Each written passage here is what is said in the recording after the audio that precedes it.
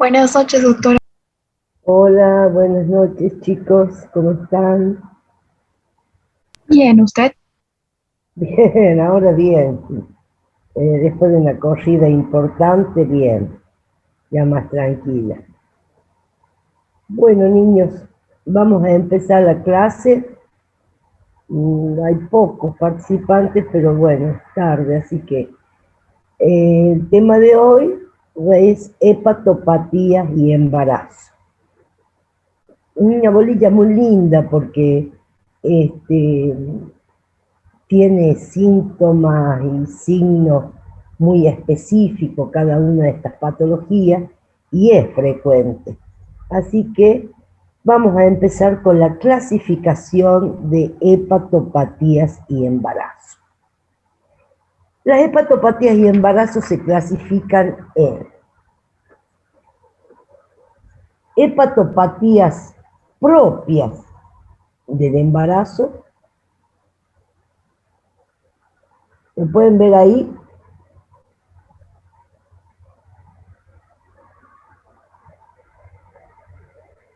¿Pueden verlo? Sí, profe, se ve bien. Ya, hepatopatías propias del embarazo y las hepatopatías concomitantes con el embarazo. Dentro de las hepatopatías propias del embarazo, que es el tema que nos ocupa hoy, tenemos la colestasis intrahepática del embarazo, que la van a ver con la sigla de CIE. CIE. No confundir con CID, CIE. Y el hígado graso, que es HG. Estas serían las hepatopatías propias del embarazo. Y luego tenemos las concomitantes con el embarazo, como son las hepatitis en todas sus formas, la patología biliar y la cirrosis hepática.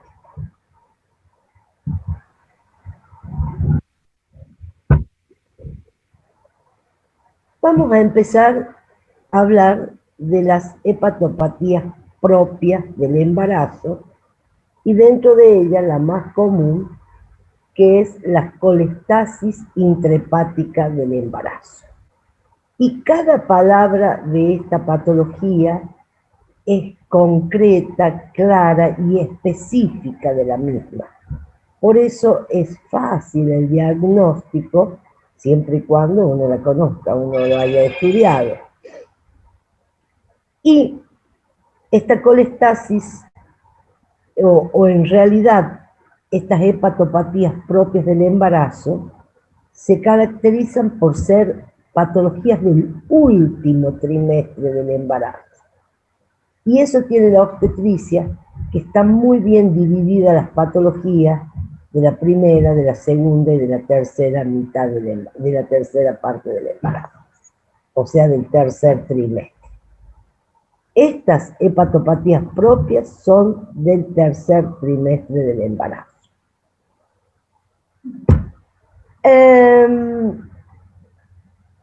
Y tiene una característica muy importante, característica clínica.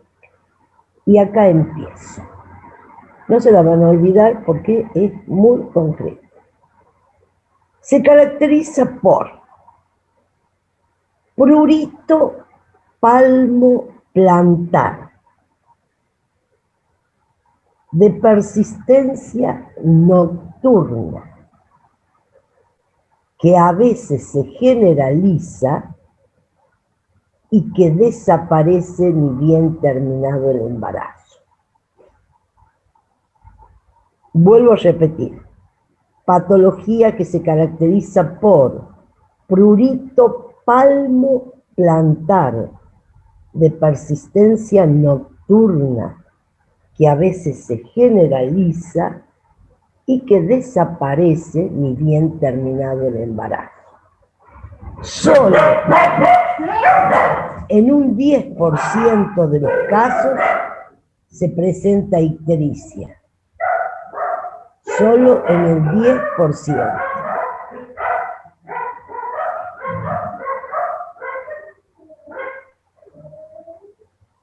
Están golpeando el timbre y mis perros son los timbres de la casa. Bueno, como les decía, solo un 10% presentan ictericia. Característica muy importante. O sea que ya tenemos dos: patología del último trimestre del embarazo y la clínica, que es única. Vamos a la tercera característica de esta patología. Afecta solo al feto, no a la madre. O sea, las consecuencias son en el feto, no en la madre. Por eso decimos que la importancia clínica de esta patología radica en los riesgos fetales potenciales. ¿Y cuáles son estos riesgos fetales potenciales? Incluyen prematurez y muerte fetal. Y esta muerte fetal es por anoxia aguda. Ya les voy a explicar por qué se produce esta anoxia aguda. Presenta líquido amniótico meconial y hemorragia posparto. Entonces, los riesgos fetales potenciales son la prematurez, la muerte fetal, el líquido amniótico meconial y las hemorragias posparto.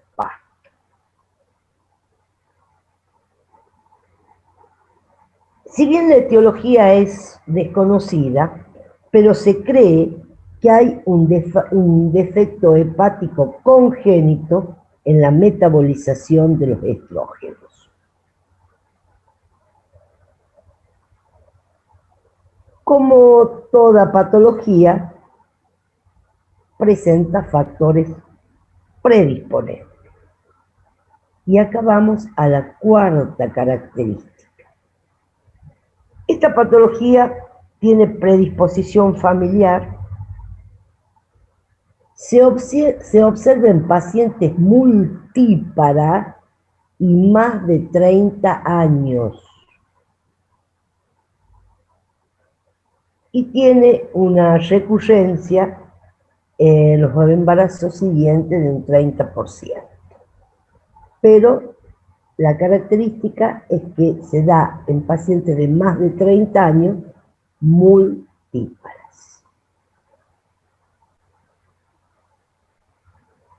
Como ven, es muy puntual. Prurito palmoplantar de persistencia nocturna, que a veces se generaliza y desaparece al finalizar el embarazo. Riesgos, la parte clínica, los riesgos fetales son la característica y se da en pacientes de más de 30 años múltiples. ¿Y cuál es la característica final que ya define a esta patología? Es una de las pocas patologías cuyo diagnóstico se hace por el laboratorio. Diagnóstico por el laboratorio.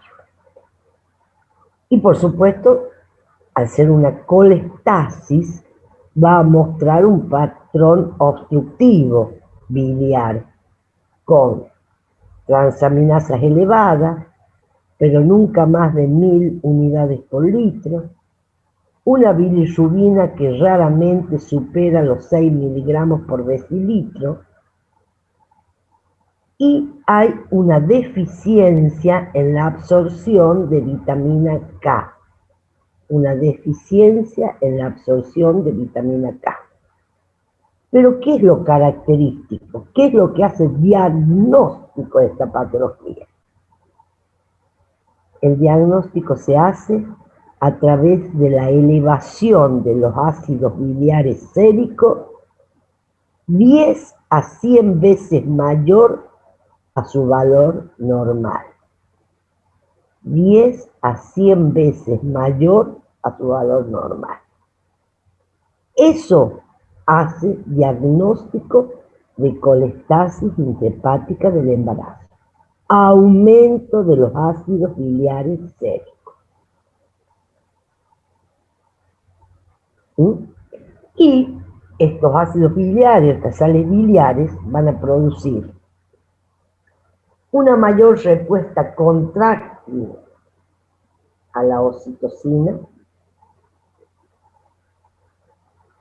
van a producir un aumento en la contractilidad uterina por mayor entrada de calcio al intracelular, van a estimular la motilidad colónica del feto con expulsión de meconio, y también van a aumentar la tasa de prematurez, estimulando la síntesis de prostaglandina.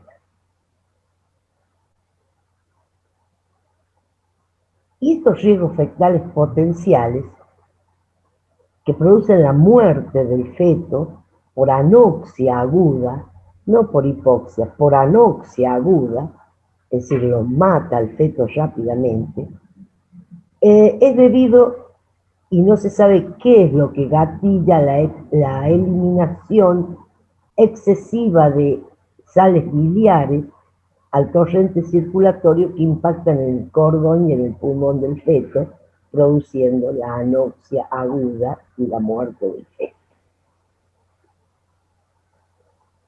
Como pueden ver, es tan característica esta patología que no hay forma de equivocarse en el diagnóstico, por lo menos el diagnóstico presuntivo surge en el momento cuando la paciente comienza a decirnos sus síntomas. Por supuesto que hay que hacer un diagnóstico diferencial con todas las hepatitis virales. Esto son patrones obstructivos, una litiasis de las vías biliares. ¿Qué otra cosa podemos hacer diagnóstico diferencial? Aparte de todo lo que sea obstructivo, patrón obstructivo. ¿Qué se les ocurre? ¿Alguna alergia? Una alergia. ¿Qué más?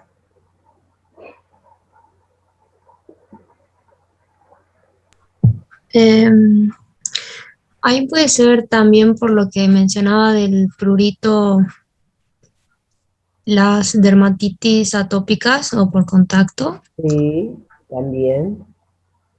Pero ya vas a ver por qué vamos a hacer el diagnóstico diferencial. Dígame en otro característico que pica, me rasco, pica, me rasco. Intoxicaciones, alergias. Sí, ¿qué más? Algo que pica mucho. ¿Escoliosis? ¿Cómo? No le escuché. Escabiosis, urticaria. Ajá, escabiosis. Bien. ¿Y cómo diferenciamos que la paciente tiene sarna, por ejemplo? ¿Cómo haríamos un diagnóstico diferencial? Me dijiste escabiosis. Porque ahí dice que es palmoplantar, digamos. ¿Y la Y la sarna? escoliosis no se da más entre los dedos o en los pliegues, más que nada. Exactamente. Y todo el resto de las alergias, dermatitis y demás, no toman la palma de la mano. Son a nivel de la piel, pero palma de las manos no hay. ¿Me entiendes? Lo mismo en el caso de la sarna, bien lo describiste, y a veces sí, o un problema obstructivo produce prurito plantar, pero Claro. palmo plantar es muy difícil. Entonces, Igual también se podría preguntar el ambiente laboral por ahí, profe, porque hay personas que tienen como algún tipo de alergia por contacto con químicos, o sea, cuando se lavan las manos con detergentes, con jabones. Sí, todo eso, pero para diagnóstico diferencial, porque todo tipo de alergia no se manifiesta a nivel de la palma de la mano. Estás por arriba, en la piel, ¿me entiendes? Ahí aparecen todas las lesiones, pero palma de la mano y planta de los pies es muy difícil. Y eh, está relacionado al tercer trimestre del embarazo. Entonces, a ver, de lo que dije, ¿cómo me describirían ustedes una paciente que tiene un diagnóstico presuntivo de colestasis intrahepática del embarazo? Que tiene que ser una paciente que se encuentra en el tercer trimestre de embarazo, ¿Sí? mayor a 30 años. ¿Sí? ¿Qué más? Bueno, que presente prurito palmar, Palmo plantar. palmo plantar, generalizado. Uh-huh. Y bueno, también creo que lo de la importancia clínica, lo que mencionaba del Sí, esa feto. sería la consecuencia, pero como está bien, así vas haciendo diagnóstico presuntivo de colestasis. Paciente de más de 30 años, multípara, que está en el tercer trimestre, que tiene prurito palmoplantar, de persistencia nocturna o generalizado, ¿sí? Y Con predisposición familiar también. exactamente. O sea que eso ya los lleva al diagnóstico presuntivo de colestasis intrahepática del embarazo. Entonces, ¿qué análisis vas a pedir urgente para hacer el diagnóstico definitivo? Laboratorio. Y dentro del laboratorio, Los ácidos biliares séricos. Para medir los Normalmente ácidos biliares. las transaminasas, la bilirrubina. eso es parte del laboratorio, pero no es diagnóstico definitivo. Es parte del laboratorio porque es una enfermedad obstructiva. También te lo puede dar la hepatitis, la litiasis, la colelitiasis, La elevación de los ácidos biliares entonces séricos mayor a 10 o a 100, Exacto. en vez del valor normal. El valor normal. Lo que hace diagnóstico es lo único que hace diagnóstico de colestasis intrahepática del embarazo. Y acá viene una última cosita que la hace específica y que da miedo. ¿Se acuerdan que yo les dije que produce la muerte por anoxia fetal ante la liberación de ácidos biliares a la circulación? Sí.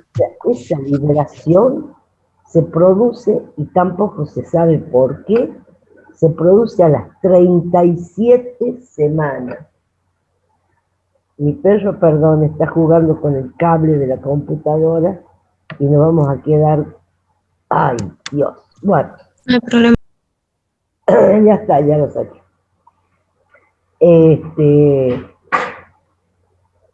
A las 37 semanas se produce la liberación de ácidos biliares y no se sabe por qué.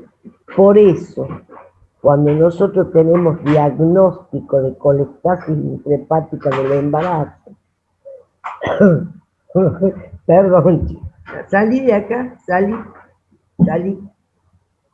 Ahora me muerde los pies. Es genial, espectacular. Está bien. Cuando nosotros hacemos diagnóstico de colestasis intrahepática del embarazo, se termina el embarazo a las 37 semanas para evitar la anoxia fetal, la muerte del feto.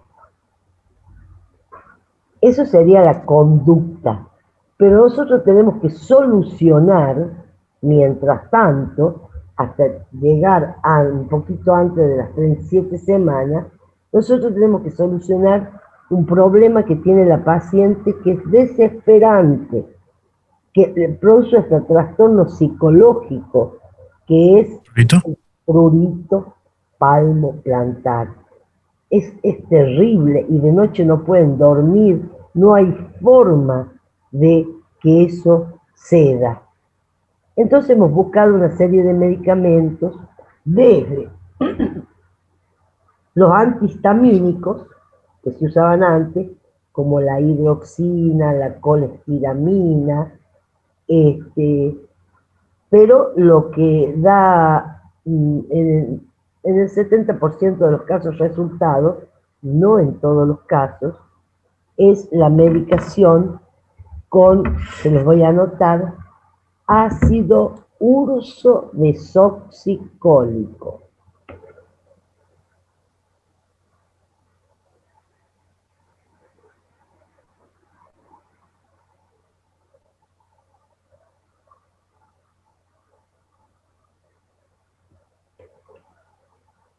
Ácido urso desoxicólico.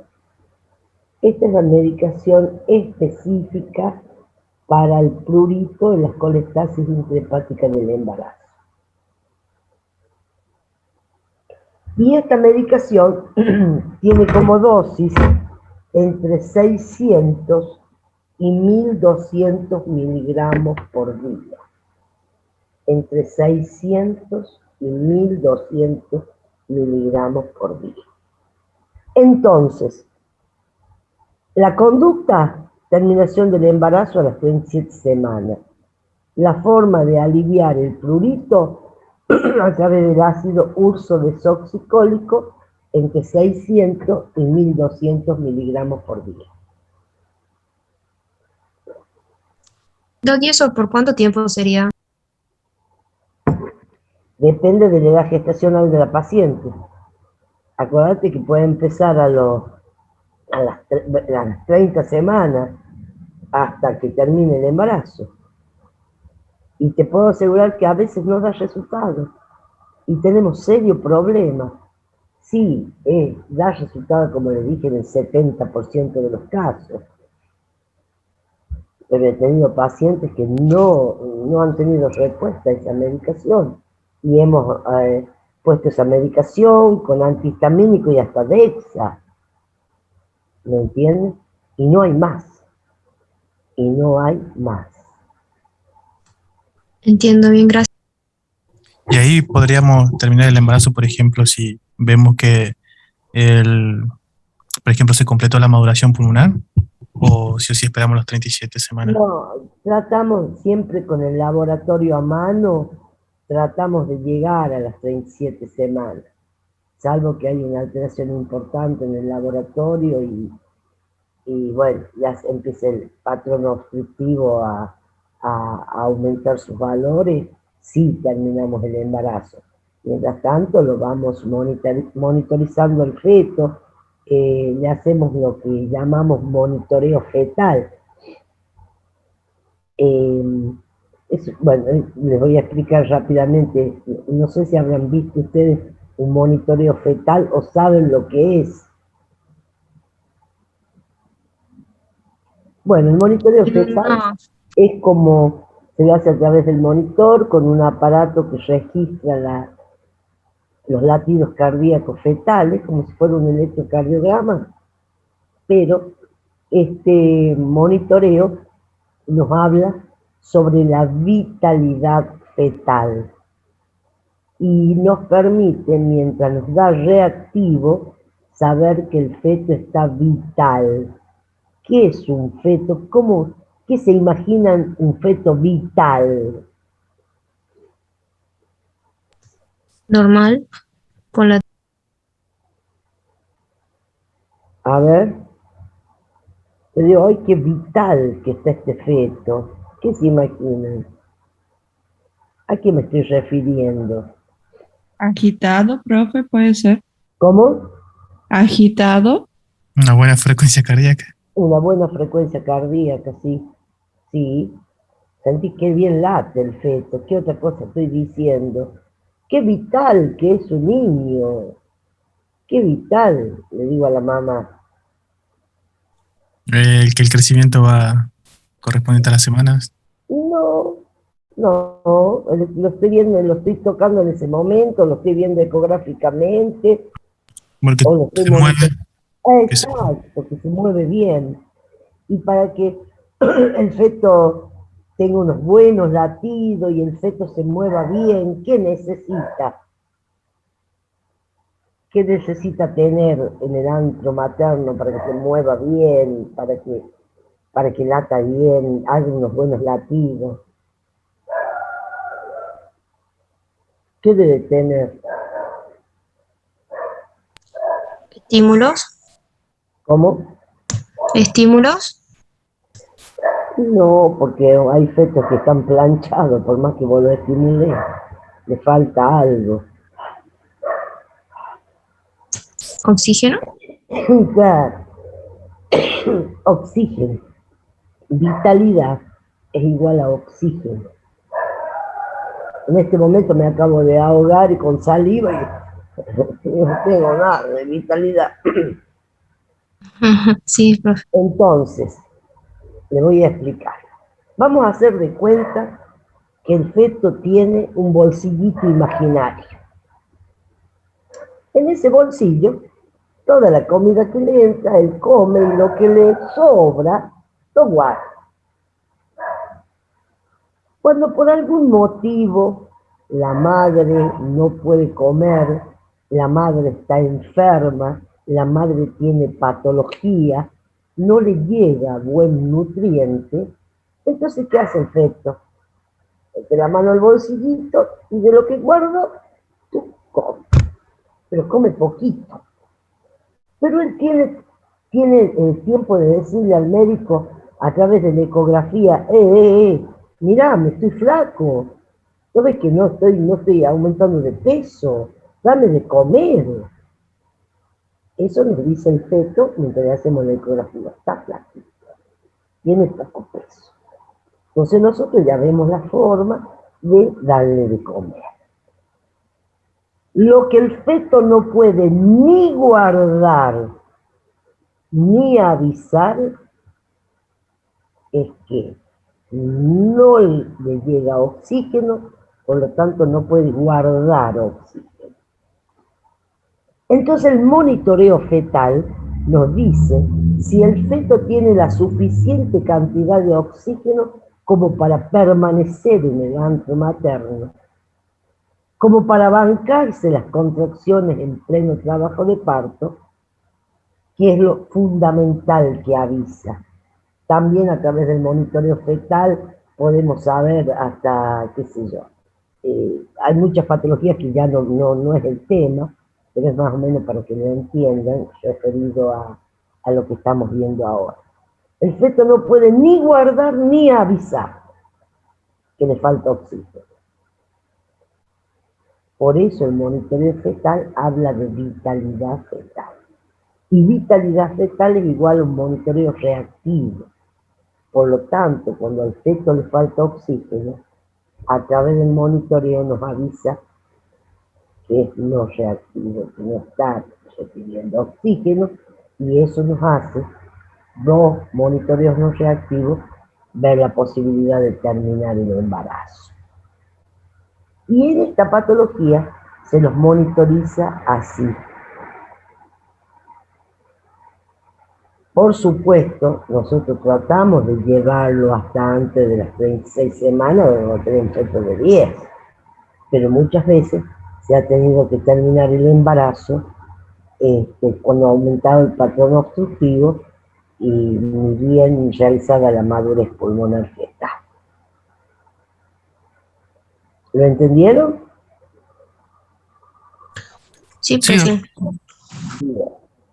Entonces, como ven, este cuadro espectacular, tiene cosas muy puntuales y concretas, no se lo pueden olvidar.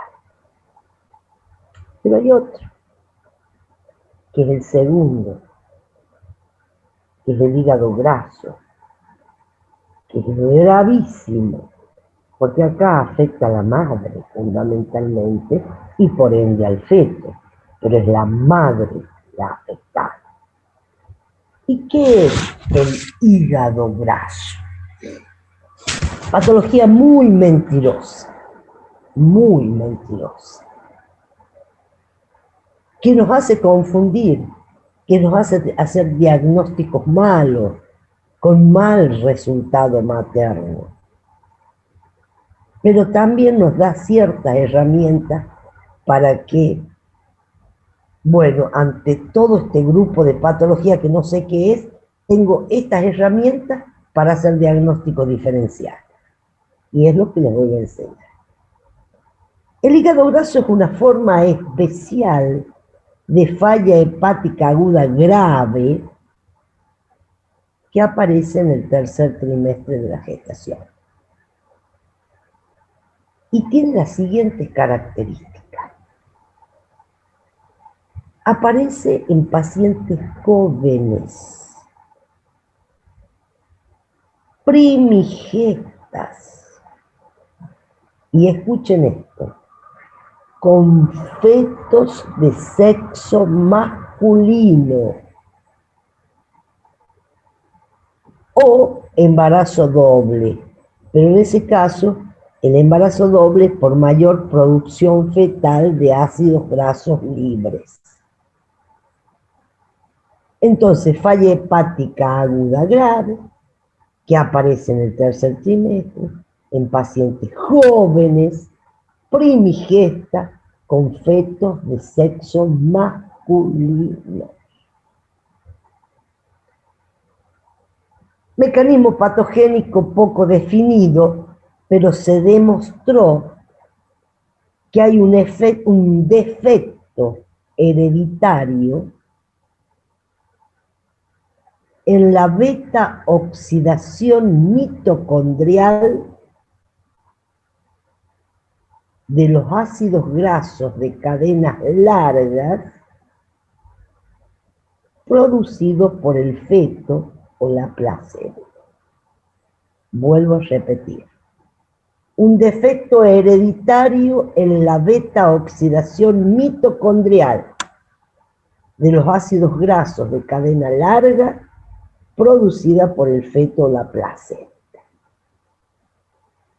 Acá la característica es que hay un déficit de la enzima deshidrogenasa 3 acetil-CoA. Déficit en la enzima dehidrogenasa 3 acetilcoenzima A, que origina un exceso de aporte graso en una mujer ya predispuesta para los niños.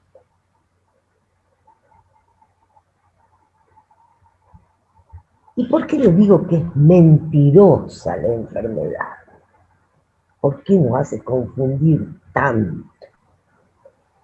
Porque su comienzo puede confundirse con un proceso viral, en donde la paciente viene con cefalea, decaimiento, náuseas, vómitos,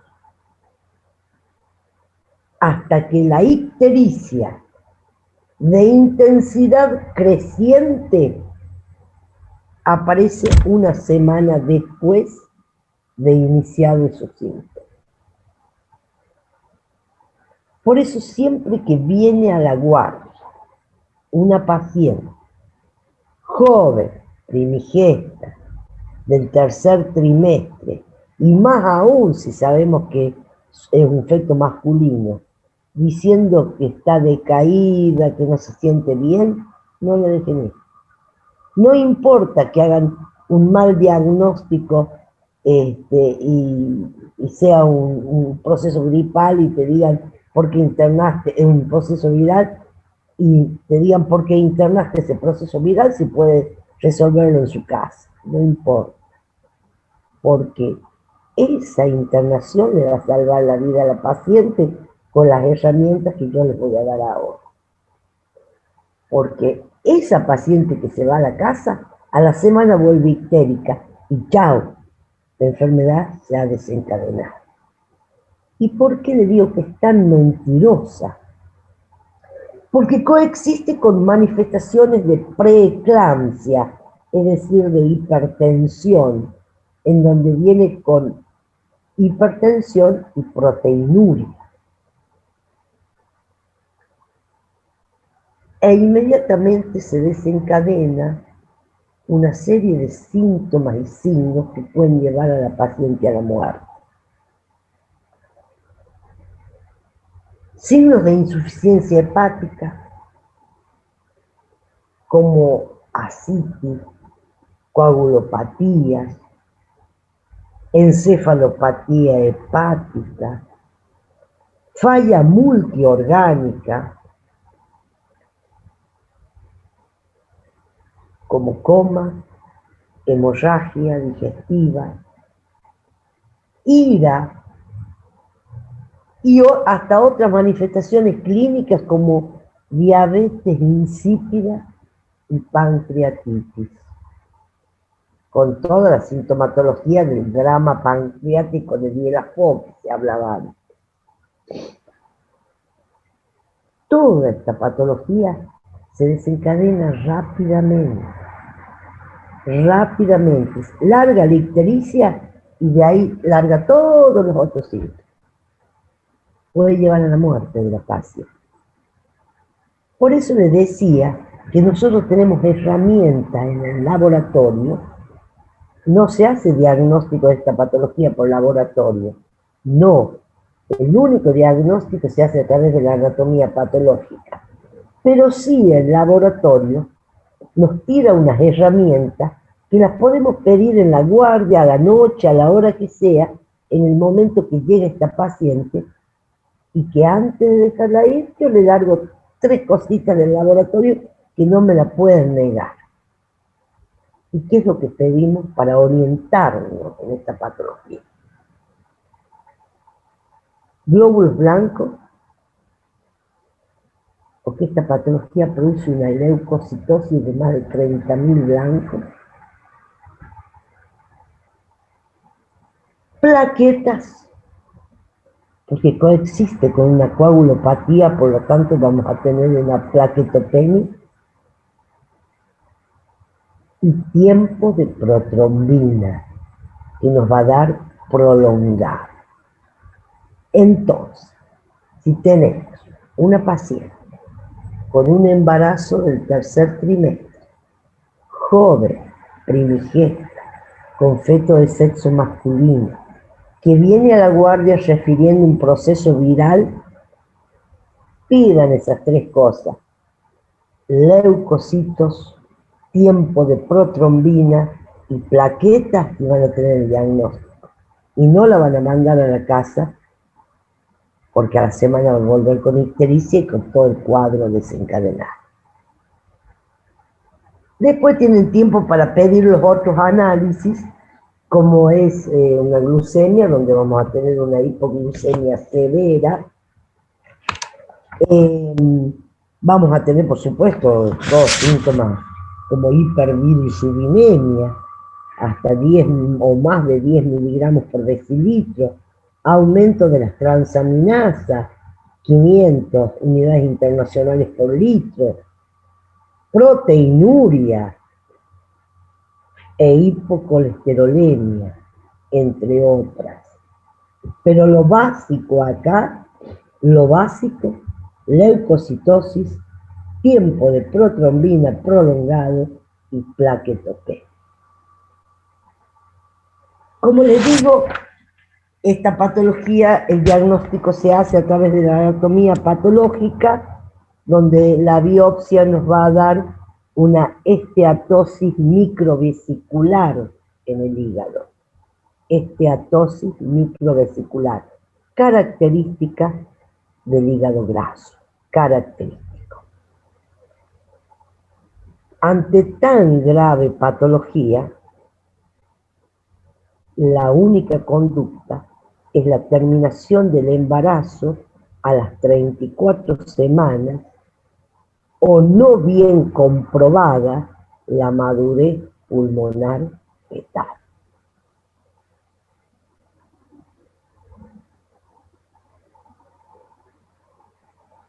Y con esto cerramos hepatopatías y embarazo. ¿Ha quedado claro? Sí, Sí, doctor. Bien. Ahora, o sea, Doc, tengo una duda. sí, diga, ¿La colestasis solo afectaría al feto solo y el en el hígado graso a la madre. va a afectar a la, bien, Y a la madre? al descompensarse la madre, va a terminar muriendo el feto, pero es a la madre. En Bien. cambio, en la colestasis la madre sale indemne, el feto puede morir. Claro. Bien. ¿Mm? Ahora bien, Sí, sí, gracias.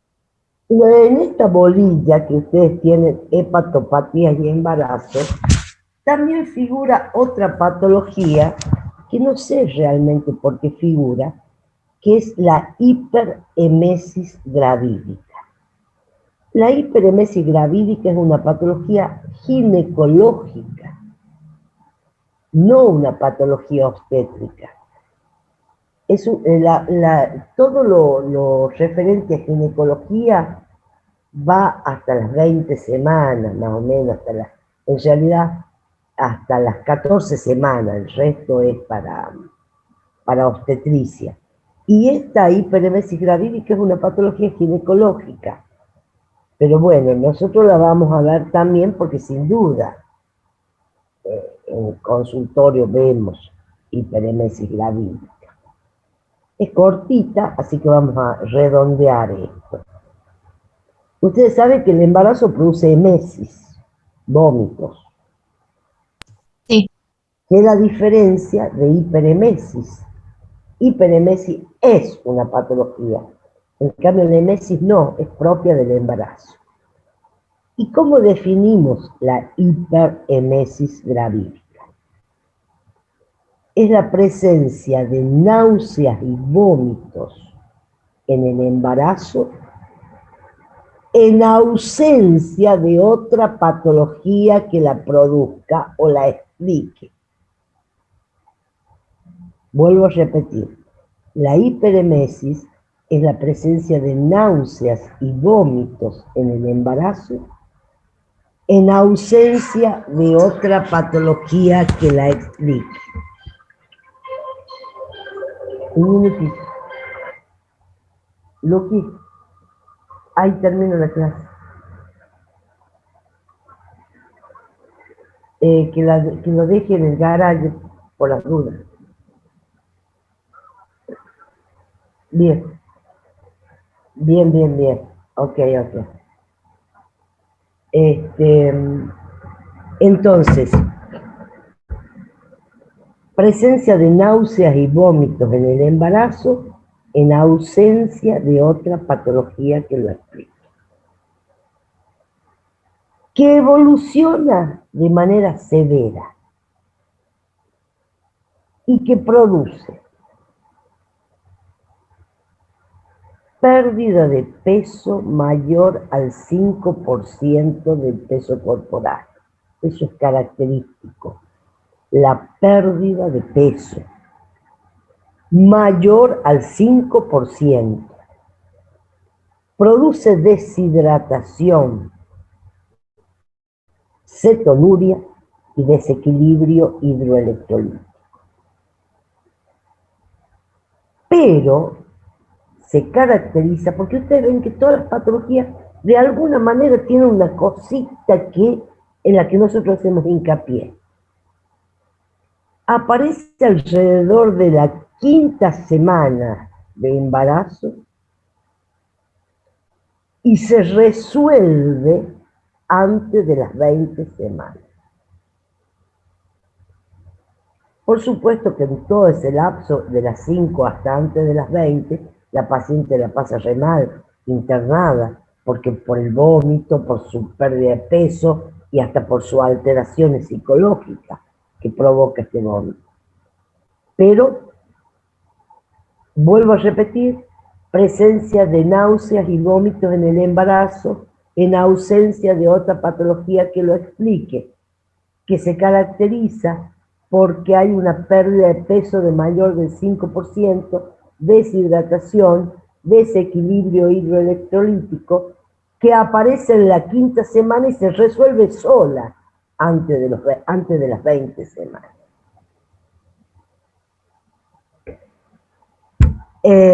Por supuesto que a veces hay que diferenciarla con otras patologías que, como es la mola o los embarazos múltiples, donde hay un aumento de la gonadotrofina coriónica humana en valores importantes.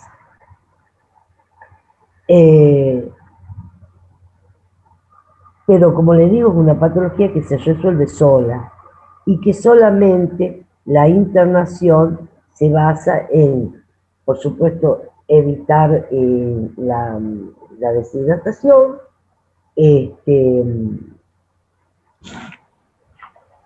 a través de la hidratación, a veces, sí, siempre nosotros tenemos un apoyo psicológico de la paciente, pero por supuesto hidratación y antieméticos fundamentalmente, como es la domperidona, la metoclopramida, y ocasionalmente sedantes, pero no, eso prácticamente no usamos, pero sí domperidona, metoclopramida, prometacina, todas son drogas que usamos como antieméticos, y hacer diagnóstico diferencial con embarazos múltiples, con la mola, que es una patología ginecológica, que quien cursó ginecología ya la sabe, hacer diagnóstico con colecistopatía por los vómitos, con gastropatía, con hepatitis, con apendicitis, con pancreatitis. Todo eso son diagnósticos diferenciales. Pero vuelvo a repetir, es una patología que se resuelve sola antes de las 20 semanas. Esto como para que conozcan la patología, pero en esta bolilla, vuelvo a repetir, es muy importante la patología obstétrica, como es la colestasis y el hígado graso.